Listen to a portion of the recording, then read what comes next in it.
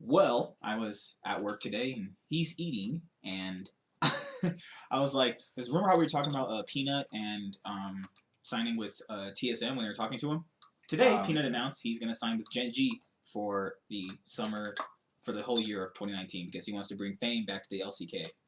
So, what were your first initial thoughts about Peanut going, just staying on at Korea in general? I do remember that Echo Fox was, I mean, from my knowledge, Echo Fox was having a push for him. They were going to pay him, I think they were up there, and were they not one of the $1 million offers? It was like 500,000, I think. I don't know, but it was something like 500,000. But they were. He said he got a bunch of close to $1 million offers, and I believe he was at least Echo Fox was trying to push really hard for him because they wanted to try and build a team around him. But it doesn't seem like that happened, obviously. So he ended up on Gen.G. Well, he was talking to TSM too. He was talking to a lot of teams. Yeah, I think he said TSM tried to do something with the whole building a team around him too. So essentially Gen.G now has Kuve, Piglet. I don't know. In my head still. Ruler, Cuve, and Peanut. Yeah, those are the 3 players. Okay. I think that's a pretty decent team right there. That's easily probably top 4 if it. Yeah, there's a solid 3 players, but we don't know who the last 2 are. And they're kind of running out of. I mean, to be fair, like I said, they're gonna have to go with these new players. They're gonna have to find someone new. Korea does actually have new players, unlike NA, so I can't say they're gonna have to trust they can build a roster around some rookies. To be honest, I think that's fine. With Griffin last year, it's definitely shown that there are some hungry, eager players to play in the LCK, and we saw Tarzan, Chovy, man, they're jungler, they're 2 mid laners, or bot laners, completely murdered people. So I think that when you give certain rookies a chance who are hungry and eager to just play and show themselves, like it was like UCal, they switched out Pawn. They were having not good success with Pawn, and then they switch one player out. They get their success. They win one split. UCal was a rookie, so I think that just trying some rookies is totally fine. So I think that's pretty much it for Korea. I think that it's easier to build. I mean, to kind of work on yourself when your lanes are dominating. I think it's easy for him to do this because the fact that top lane, essentially, when you're a rookie and your team's actually extremely solid. I don't think it's as hard as when your team is failing all around you. I think it's better. I think it's easier. It's easier to learn from the veterans too. It's that on top of it's easier to fix your own mistakes, so you don't have to think about constantly where do I need to go to. But with Griffin, it was who was the oldest person? It was a top laner, right? He was 23, right? I have no idea. He was the oldest person, so I mean, it wasn't like they were around a bunch of young people. They had some older guys around them. Their coach was older. So I think that the LCK is just full of great players. If you go if you watch pro streams or whatever when they're in Korea, there's some amazing players there. So I mean, there's no shortage of that. I think that if they work out, is going to be the same thing with every other rookie too. So Gen.G, I'm glad they signed Peanut. So then now they have a flexible jungler. I would say flexible because Peanut is the tank jungler play is not really his thing. Same thing with Karsa too. Karsa and him just really couldn't play tank junglers effectively. Maybe that's just because tank junglers can't do what aggressive damage junglers. I don't know why they had 2 pretty decently aggressive junglers. I mean, I still think MLXG. We can talk about. Oh, I forgot about we started a bit after that, but nothing's been confirmed yet. So we'll get to that in a moment before Peanut's over. But yeah. So what are your last thoughts on Peanut on Gen.G? Do you think he'll improve them? My shirt is still. Look at my shirt on the screen. But I think. I mean, he's obviously an upgrade over Haru. Though, I mean, he's not consistent recently. He hasn't been consistent recently. He hasn't been consistent since. But Rockstar. Summer 2017 was on SKT. That wasn't consistent. Yeah, he wasn't consistent. He hasn't been consistent since then. I'm just saying. After they won him Asai, he hasn't been consistent then. I'm just saying. I think. I mean, he kind of recovered it during spring 2018. And then he went inconsistent again. I think the biggest problem is, I don't know. Let me think. I need to know who the other 2 players are before I know. I think those 3 are a nice foundation of players. What if for mid lane they got who was the mid laner for Jin.G? Kuzan? Maybe you get Kuzan in there. He's was a pretty decent overall player. I don't think he's unsigned right now. I think he's still signed, and I don't think you either go for a new person because people have to understand for Korea you can't have an average player. They should not go for Kuzan. They're looking for a world class team. Kuzan's not the answer. No. And that's pretty much it for not it for Korea. Now we're gonna switch to the LPO just for a bit because we didn't get a chance to talk about this. So, okay, potentially, okay, Maple and Sword Art would go to Rogue Warriors, and Uzi, Karsa, and Ming signed on for RNG. Now MLXG has been rumored to go to Rogue Warriors, and he wouldn't have any backups because that's the deal that he wanted to make. No backups. He just wanted to be a starter. So what were your initial thoughts on that? MLXG not wanting to have a backup and just go to Rogue Warriors as He's the only too good player. to be a backup, so I'm not surprised it's happening. I kind of wish it would happen because it makes your team better when you have two junglers that you can swap out. Mm-hmm. But remember I told you like when they got Karsa and MLXG that they were going to eventually settle on choosing someone? Because that situation is only going to work for us for so long. Like, it benefits the team, but one person is just going to want to be the sole starter. That's just how it's always going to work. It's usually how it works with extremely, like, superstars. But if Maple and Sword Art go to the LPL, what does the LMS even have at that point? I don't know.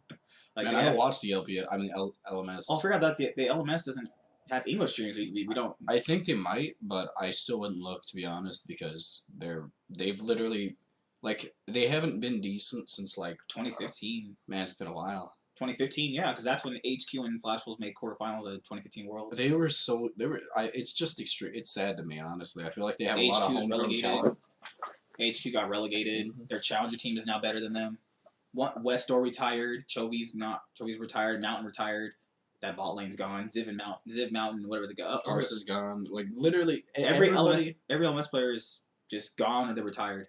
It's just, I guess they just. What do you think's going on in the region? What's going on over there? Maybe they didn't have a lot of talent in terms of what's it called. Because honestly, they're exporting a lot of decent players. To be fair. Because after, let's look at Flash Wolves' team. Who's their top laner for this year? Oh, I forgot his name.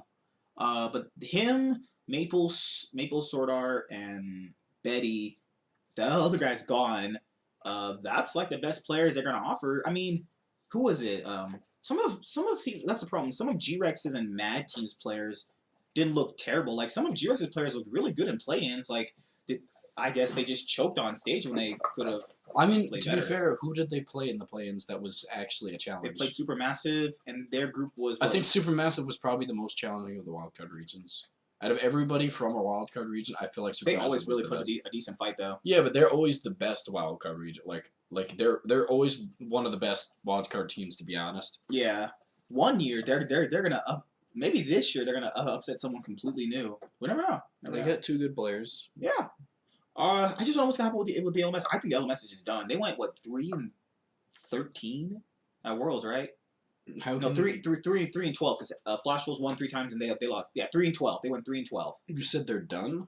I think they're done. I think that they're just not. They're going to be considered. They're the actual wild. People call NA the wild card region, but they're the actual wild card region. They're just not. Maple and Sword Art are their last good players, and Sword Art's considered world class, and so is Maple. They lost their last good players, and that's it. The biggest problem is probably the infrastructure. They obviously don't have a lack of players to go from. Yeah. I think it's just a hardcore, like, most of the infrastructure in Taiwan is pretty terrible. Maybe they just want to focus on other games.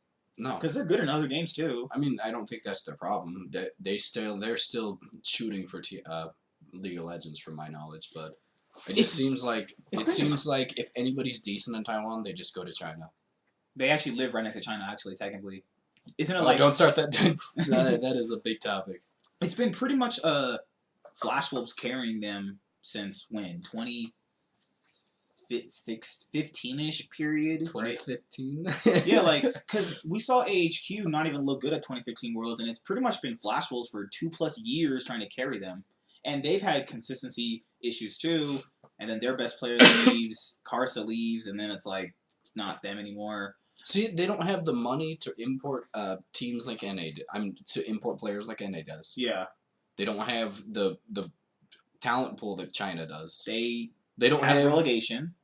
That could be a big problem too. I'm just saying they just have a poor infrastructure for the thing, and they don't have the financial backing that NA does. Are you ready to call them the actual wildcard region? I'm not, because that's I think they are. Well, I think they are unnecessary. They are still better than the wildcard regions. We can't say no, like for major regions, they would be a wildcard. How about we just say they're the worst major region because they are they still have shown that they're better than the wildcard. If you have 3 teams that go and 2 of them go 0-6. Yes, but if you face a wildcard region and then you stomp them pretty much in pretty much every aspect with your third best team, then. But this wasn't the first time either. We saw this at MSI. Yeah, but we saw this at Rift Rivals this year and Rift Rivals last year. That their other teams are just not. Yeah, you're saying. I'm just saying. I think they're a step above the wildcard region. No, they are. But and like, it's just insulting to call them that. I think they're a wildcard major region. I don't think we need to use that term. I think they're probably we could just consider them the worst major region for right now. Yeah, because they're not definitely they're not bad, but they haven't been better than North America in forever actually. So that's saying something because NA's garbage. Yeah. No, I'm sorry. So yeah, that was my opinion on the elements and people leaving. Like if Sword Art and Maple leave, if it seems like they are, I don't even see why Maple and Sword want to be there anymore. They constantly try to carry everybody else, and then they don't get out of groups. Remember the year they went 0-5? They went 1-5 at Worlds, guys. Hey, I think one region actually did that themselves in the second week. Hey, that's just bad. That's just know that there was a reason that happened. That was a extremely stacked. No, that was Cloud9 had a reason. I don't know about the other teams though. What I'm saying, that was an extremely stacked Worlds. That was like one of the best Worlds in terms of the entire worldwide quality. It was a nice quality Worlds too. Yeah, we had the best Western team of all time. Best Korean team probably. Best version of SKT of all time. I would say best Korean team. They were better than Samsung. I don't know about White. Right, it was Samsung White that won season 4, right? What I'm saying is that's a bit of a stretch. No, okay, let's think about this. Samsung's White spot lane was better. If you're comparing them at their prime, yes, Samsung's White spot lane was better. Mid lane, obviously, there would be a 10 and that would be a 9. It's not like super far of a stretch. Yeah, Marin and Looper. Is it Marin and Looper? Yeah, Marin and Looper. Marin was pretty solid. I'll give him the win on that one. Well, because you have to count the jungler. Well, yeah, jungler was better for Samsung White. Bangy and Dandy. Yeah. There was a sizable difference between Bangy and Dandy. There wasn't a big difference between mid, to be honest, especially that year. Okay, I mean, Faker looked good. If you're comparing Ponada's prime to Faker, Palm was his kryptonite, so maybe that could be, I'm just saying. I think that in terms of shot calling, but Palm was better than EasyHoon, remember? Because in season 5, when they faced an MSI, Palm was beating EasyHoon because that's when they subbed in Faker, remember? Well, I mean, we're saying this, but we don't really have any proof to go on that. I think the team is better. The season 5 XT was the best Korean team we've ever seen. I would like to say that because I feel like they have close to the best macro. It's in terms of they are in different metas, like the lane swapping kind of got demolished. Yeah, and then you have a meta where Kha'Zix, Mundo, or just OP tag. I would have to. It was more so like Lucian, Darius, and more like Mordekaiser at that point. Remember the old Lucian? Your Q was a 3-second cooldown. Holy crap! And it could go through minions and hit you still. It still goes through minions and hit you. I mean, you could Q and double auto like, it's crazy. But yeah, that's just passive. That's pretty much it. But yeah, I think the LMS is not going to be anything relevant for a while. And by a while, I mean like 3 more years. We should probably do a video on the Korean teams at some point now. I'll see you guys later. Don't rub me.